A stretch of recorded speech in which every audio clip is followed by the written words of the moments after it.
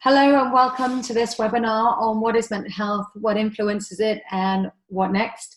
My name is Stacy Thomson and I'm exceptionally delighted to be presenting this webinar to you, and I'm hoping by the end of the session that you will feel more inspired, be thinking a little bit more outside of the box about what exactly is mental health and what you can do within your organisation to move the agenda forward. So without further ado, I just want to introduce myself. I'm a registered mental health nurse. I've been working in the NHS now for 15 years. I'm also a cognitive behavioural coach and a business psychologist, and I'm also the founder of the Performance Club. So within that, I'm a consultant. So we work with organisations on their strategy and embedding that strategy, and also thinking more around prevention. So I'm a trainer around education, around our brain and what influences it. And I'm also a speaker, and I speak at a variety of different events on mental health topics. I'm on the advisory board of Madwell Forum, and I'm also on the selection panel for the amazing Inside Out leaderboard with Sir Ian Cheshire, Sue Baker from Time of Change, and Lord Dennis Stevenson, who wrote the Thriving at Work report. And I'm also a clinical mentor and coach for wave makers. And I help people who come out and tell their stories. So I help them do that safely and with some support. So without further ado, let's get on with the webinar. So first of all, why are we talking about mental health? So obviously there's a huge problem. It's a growing issue around the world with, I think last year there were 17 million working days lost. I'd actually probably say that's a lot more. And it's costing us a lot of money. It's costing the UK economy up to 42 billion a year. And that's an estimate, which works out about £2,500 per employee. Also, we're having a growing amount of suicides and people seeking help for their mental health. So it's not something we can ignore, and we really need to take a proactive approach and take the next steps from coming out and telling stories, which of course is reducing stigma, to actually going on now and to actually working on prevention. So what is mental health? I'm just going to reduce me from now just so we can have a little imagery exercise. So there we go. So what is mental health? So I want you to imagine for me what you think and hear when you hear people talking about mental health. And it might be that you hear it on the news, or what social media says about mental health, or the kind of programs that you hear. And it might have been that when you were younger, you might have watched the movies about mental health. And I want you to think of some of the things that's cropping up in your mind, which is either how it makes you feel or your thoughts behind it. And I want you to jot some of those words down on a piece of paper. You know, think about your last Mental Health Awareness Day. What kind of things were people talking about? So after you've wrote those 2 or 3 words, I then want you to think about this morning and your day.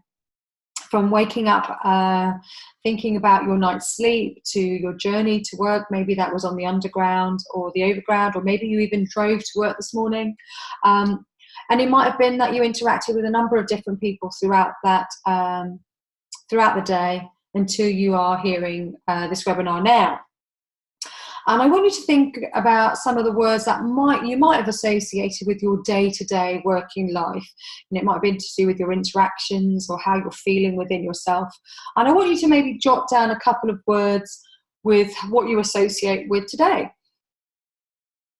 And then once you've done that, I want you to kind of have a look at both of your lists. So you should have about 6 words in total.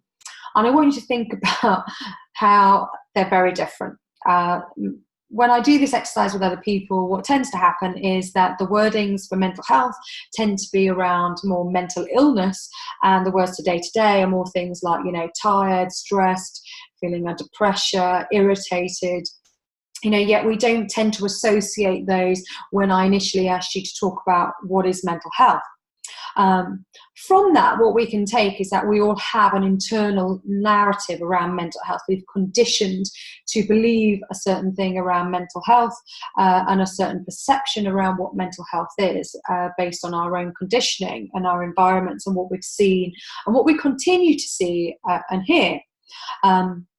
as a consequence of that, whilst at the moment what we are trying to do is reduce stigma, we are at danger of creating more stigma around the terminology of mental health, because everyone was, without even thinking about it, everybody labels things something negative. So what we need to start doing now is thinking about how can we change that narrative to be something which is more inspirational, aspirational, and more fascinating, and actually is really more associated to things that we have on a day-to-day basis every day, because we are not human if we don't have mental health. It's something that we all live with on a day-to-day basis, minute by minute, hour by hour. So if we're always associating that with illness, then we can't really become more aware and more knowledgeable and more understanding of how we can really truly use our mental health to its advantage. So I'm going to assume most of you might have seen this continuation. It might have been that some people looked at this as a continuum of mental health. So those people here being your 1 in 4 who might have a diagnosed mental illness, and then those people over here, which is your 1 in 1. So everybody has mental health. However, I'd also like you to think about this as poor mental health over here and good mental health over there. So what I will like to say is it's impossible for us all to have good mental health at all times. That would be an impossible thing. I think we all go through things in our day which, allude to positive mental health, but the majority of us will be running through the middle here, going up and down on a day-to-day basis. And if we can think of that continuum as something that happens as just of the journey, then we can begin to see that actually we all have it, and we can all slide this way, but we can also role model and be aspired to be heading towards this arrow here. So let's have a look. What is good mental health? And I think we often don't use this as terminology. Let me just reduce myself here so you can't see me and you can actually see what's going on here. So good mental health is a person's ability to fulfill a number of key functions and activities. I'll be pretty surprised if anybody has actually highlighted any of these things within the workforce.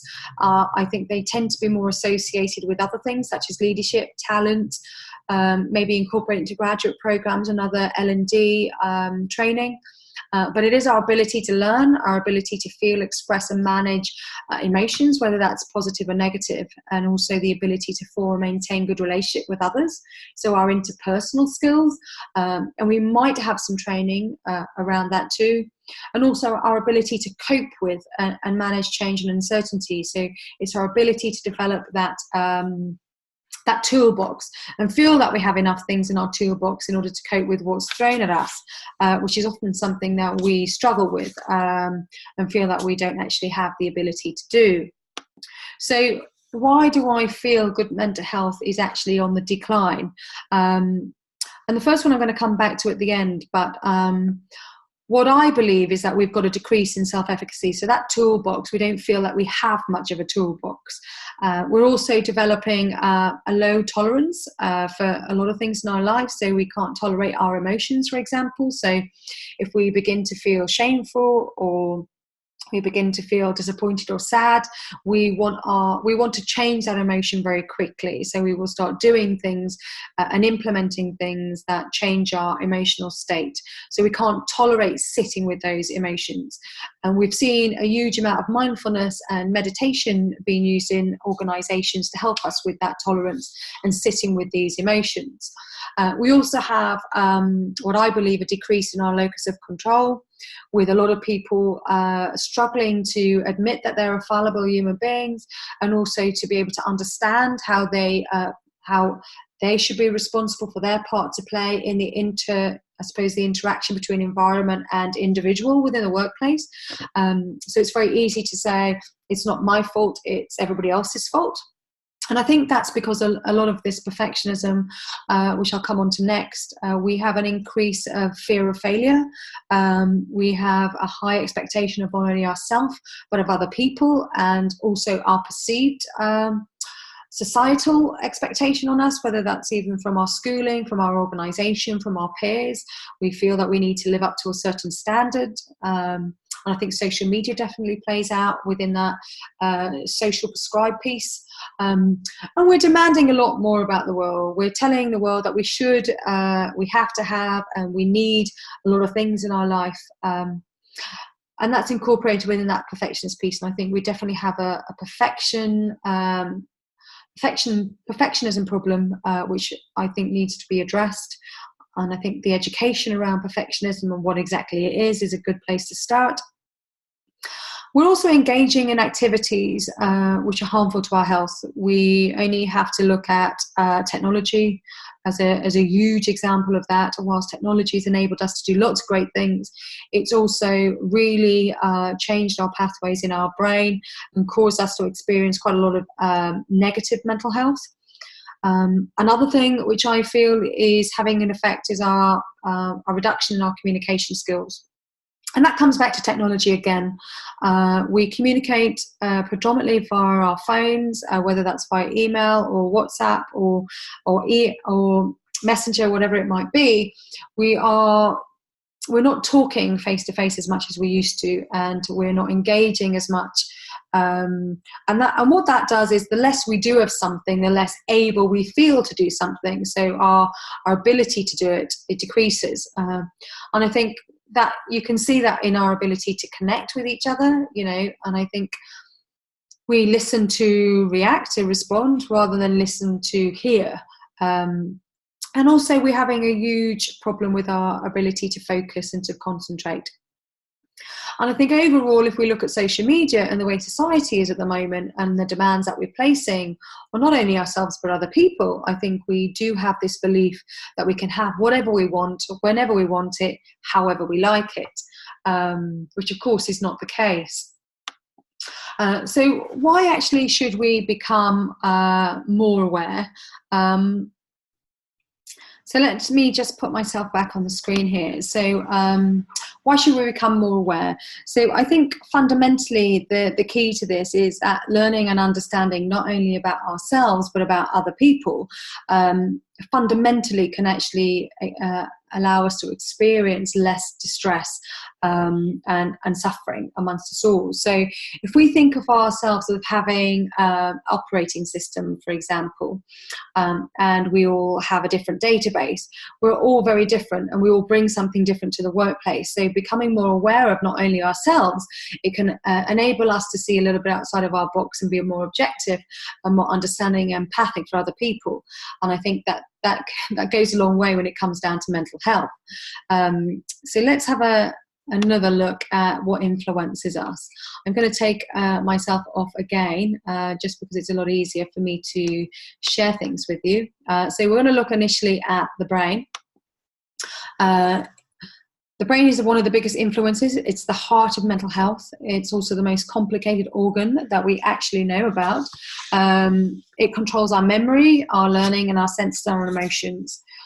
It can think for itself, is very self-aware, and controls other parts of our body, including our muscles and our organs and our blood vessels, for example. And it creates all of these messages and communications through billions of nerve cells, which are called neurons. And these neurons communicate via some electrical signals through special chemicals called neurotransmitters, which move these electrical messages from neuron to neuron. Now, whilst the brain is a wonderful organ, it's very complex. It also unfortunately is fundamentally flawed. It's very much filtered through our own egos and our many emotional needs. So becoming more knowledgeable and understanding of how our brain works is fundamentally one of the keys for us to become less disturbed. If we can have a greater understanding of the fact that our brain is fundamentally flawed and often just simply wrong, and the fact is that we can't often take the truth for granted in our experiences. So we'll be able to see things from a more objective point of view. You see, the brain, it deceives us and it leads us to conclusions that have little to do with actual reality. And and the actual stories that it tells us, you know, is filtered. It's often a construction. It's not a direct recording of actually the outside world at all, but actually it's comparisons, it's confabulated, and ultimately it's woven into our narrative that fits our assumptions of the world. So we have a whole host of logical flaws and cognitive biases, for example, that plague our thinking. And unless we are specifically aware of and avoid these fallacies, then we're going to get ourselves into trouble. And I think what we also need to take into consideration is one of our greatest weaknesses is our susceptibility to actual delusion, and the ability to hold a false belief against all evidence. And one of the things that I actually think that we're heading more towards is mass delusions around mental health. You know, I think we are starting to collect symptoms around mental health and gravitate them more towards illnesses, and label ourselves with illnesses, and becoming very much caught up in that narrative without actually looking at fundamentally some of the things that we're talking about today, such as the brain, which is just one influence, but a major one with regards to mental health. So let's have a look at another one, and more so with what will play out within our organisations. One of the things that I want to focus on here is mostly things around culture. And culture with regards to, you know, how we reward people, how do we give people positive reinforcement, and how do we punish people for things when they don't do what we would want them to do. And also who is influential within our organisation. So what is our leaders' blueprints? What is their influence? You know, so because those are the people that are role modelling behaviours to your organisational employees. And if we don't fundamentally know some of these things and what our culture is, then, you know, we can't begin to think about or to, I suppose, put together any sort of strategy which is not aligned to the company values and beliefs. And because all you will do is keep hitting hurdles all the time, you know, these things are going to get in your way. And I think being able to fundamentally identify what the common characteristics are of your workforce will move you far with regards to really identifying what you need to do with regards to your agenda. We've talked a little bit about communication, and I think this one's a very important one. I think with the fact that you know, the way we're communicating generally is online. I mean, if I was to ask you what percentage do you think was just the words, which is the majority of what we're putting in our emails, you know, what would you actually come up with? Because here's the actual figures, which might be quite startling to you, but only 7% is actually the words, with 38% there for tone of voice. And what happens also is that we tend to respond in the tone in which something's being said. So if we're not getting a tone at all within the words, then we're just going to interpret a tone that we think is being projected across to us. And then that opens things up for misunderstandings. So, for example, the other person may not even realise that they've irritated you, or and they don't know that they've done that, and then they're really surprised by your response to them, and then that sets off another chain of events, of course. So this is going to constantly affect how we communicate in today's world.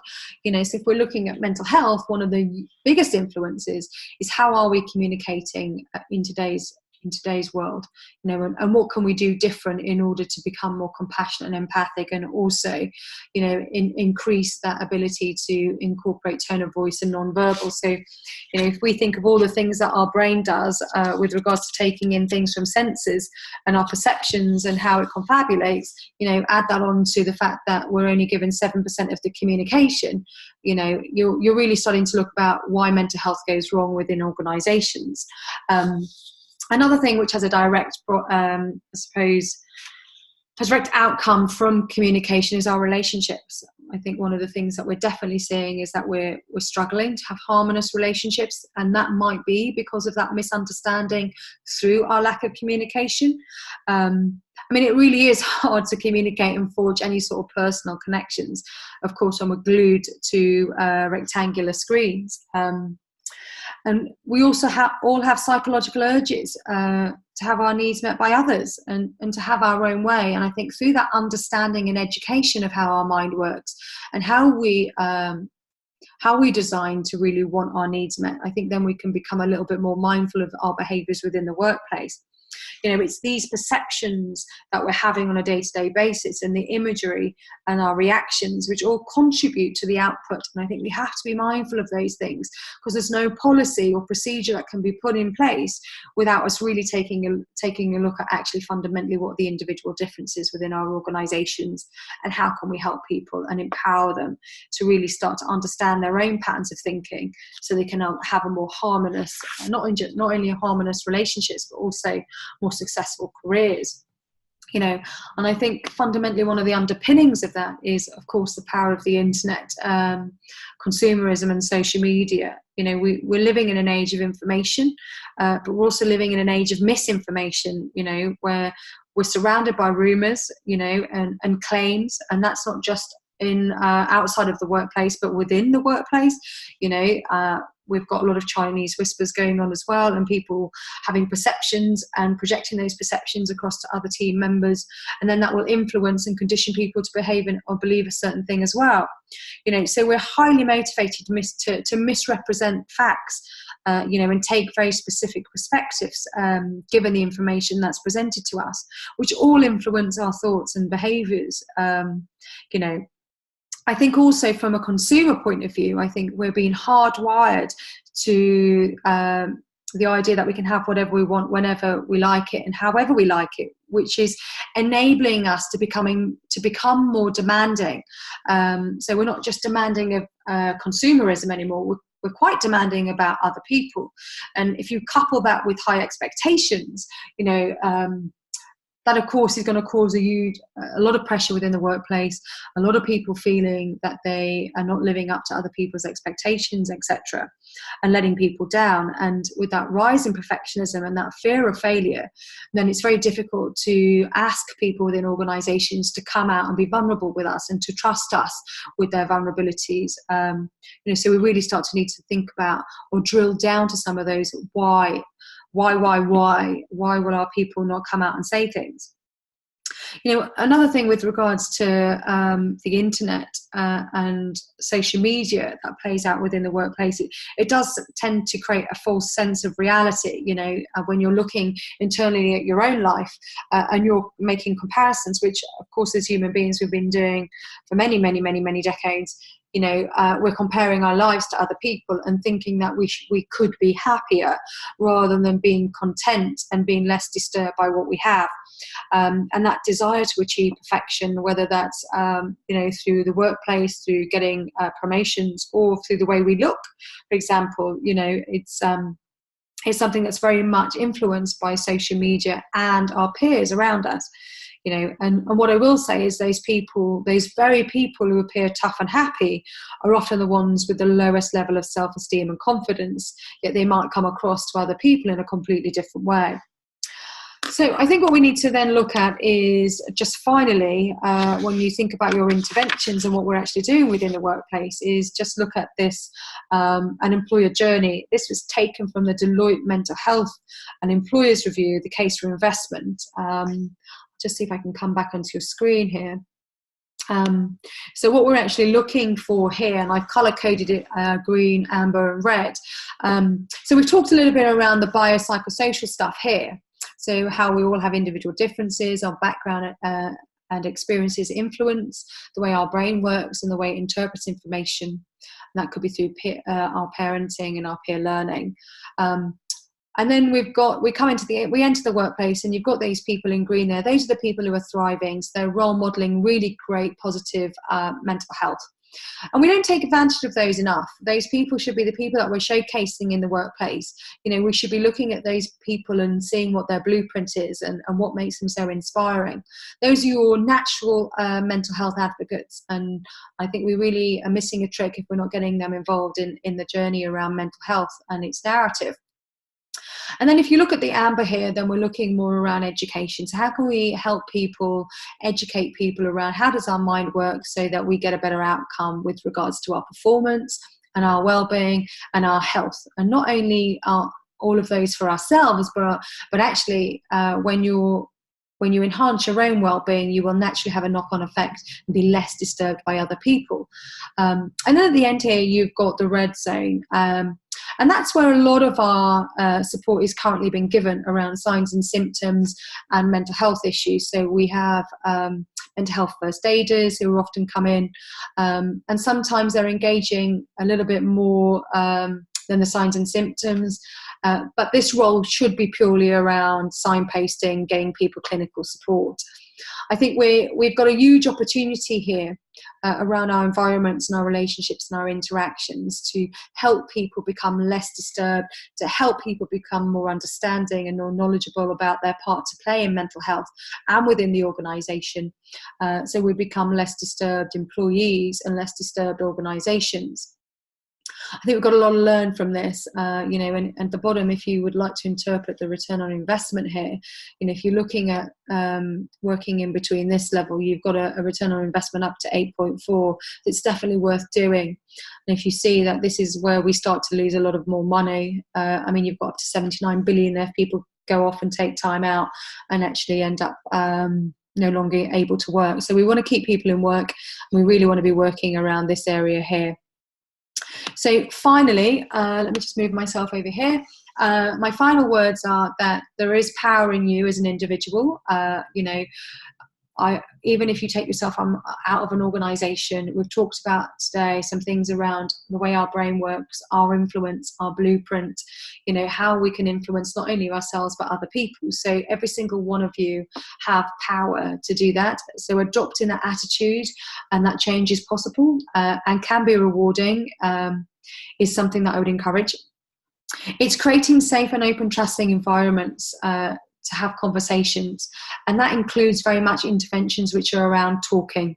We need to be allowing people to develop skills in communication which is face to face, so then people become more vulnerable.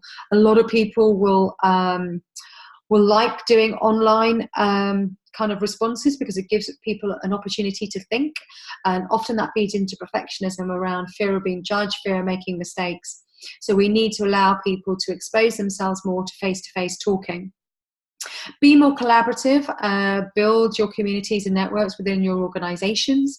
I think by working with your leadership teams, your talent teams, and with your general overarching learning and development training providers, I think we have a really great opportunity to change that narrative from mental illness to actually just talking about mental health and all the positives that go with that. Mental health is truly aspiring and can really change lives if we really adopt a different approach to it and we really start thinking about how to enhance it rather than looking at all of the things that derail it. So create those peer learning environments and look at those role models that are already in the organization, your natural role models. Who are they? Identify them and get those to come out and be your spokespeople. Get those people role modeling their behaviors to other people. That is key. If you want someone to behave a certain way, conditioning and role model behaviors is the way to go.